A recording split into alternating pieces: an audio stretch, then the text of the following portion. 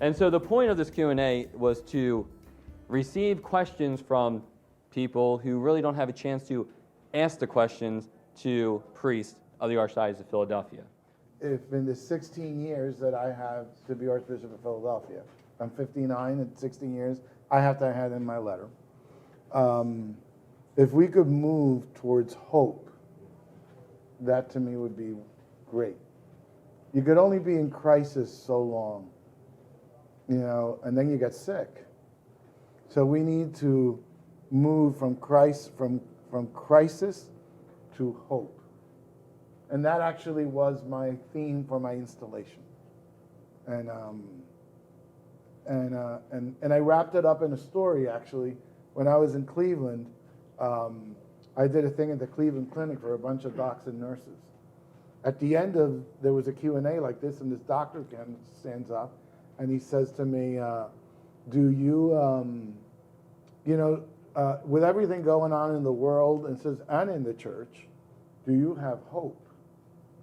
And I said to him, Doctor, I gave my life to a faith that believes that a dead man came back to life. I said, yes, I have hope.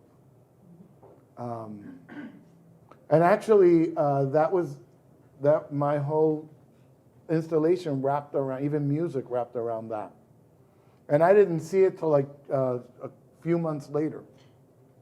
The following day, but I saw it like 5 months later.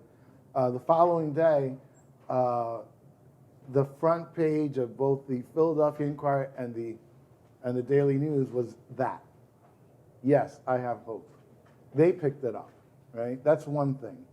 And the other thing is that we need to turn our parishes and our priests into a more missionary spirit. Some people worry about the obligation for Mass and all that stuff. 80% of people don't go to church anyway. The obligation means nothing to them.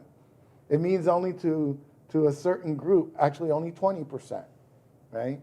And I think our parishes, and that's not exclusive to Philadelphia, I think parishes in general, especially in the Northeast, are very self-absorbed.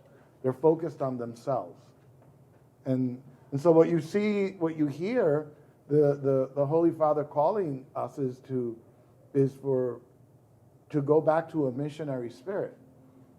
I think we're heading towards going right back to the early church. That was a missionary, charismatic church. Not just charismatic, but charismatic.